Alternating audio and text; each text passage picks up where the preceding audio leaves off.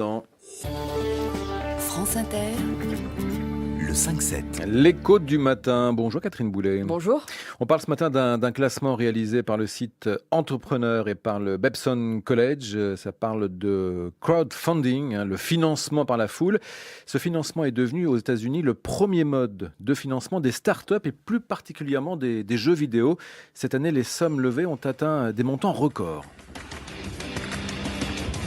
Des mitraillettes, des couloirs sans fin et des cibles à pulvériser dans ce jeu vidéo présenté par Ouya. Vous avez a priori tous les ingrédients qui vous plaisent, Eric.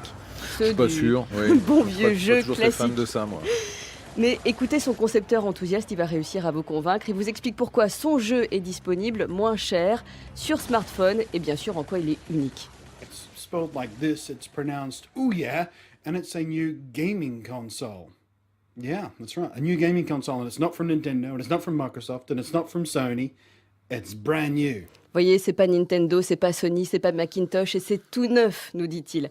L'autre différence fondamentale, c'est que ce jeu est le champion toute catégorie des levées de fonds. 8 600 000 $ récoltés en 30 jours sur la plateforme Kickstarter. C'est ce qui a permis la naissance de ce jeu qui répond à la demande des financeurs qui voulaient un jeu comme Ouya. Plusieurs centaines de milliers d'individus ont donc mis bout à bout de petites sommes, 100 $ pour les uns, 1000 pour les autres. Cela fait d'eux ses actionnaires, mais qui sont aussi les premiers utilisateurs du jeu de vidéo et ses premiers fans. Mais comme Ouya, vous en avez bien d'autres. Inxile Entertainment, par exemple. Deuxième au classement des levées de fonds. Et lui, il a réussi à récupérer 4 millions d'euros. Il a même explosé ses plafonds puisqu'il n'en cherchait que 900 000 au départ. Et puis vous avez toute une série d'exemples comme ça aux États-Unis pour la très grande majorité financés par Kickstarter. Au total, cette plateforme a financé 60 000 projets, levé 350 millions de dollars et dans des domaines aussi divers que les jeux vidéo, donc, mais aussi l'informatique, la mode, le design ou encore la nourriture. Et ce financement par la foule, le crowdfunding, existe aussi en France. Absolument. Les plateformes les plus connues ont financé des groupes de musique, par exemple My Major Company, KissKissBankBank ou encore Smart Angels. Mais en France, on est très très loin des sommes américaines. 40 millions d'euros levés au total dans l'Hexagone.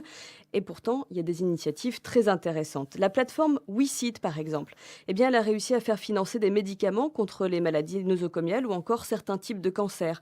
Des créneaux qui n'intéressaient pas du tout les fonds de capital risque, pas assez rentables pour eux. L'intérêt, c'est vraiment de financer un secteur que vous connaissez, qui vous tient à cœur, sans être à l'aveugle comme pour le CAC 40.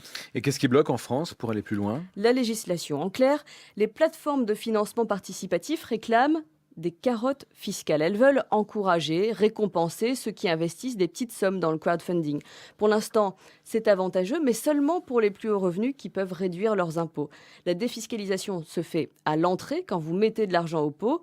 Les plateformes réclament donc des réductions fiscales à la sortie quand vous avez réalisé des plus-values parce que votre jeu vidéo s'est bien vendu par exemple. En France, le gouvernement et les acteurs du secteur planchent donc en ce moment même sur cette question et une réforme devrait bientôt voir le jour. Merci Catherine Boulet, c'était l'écho du matin.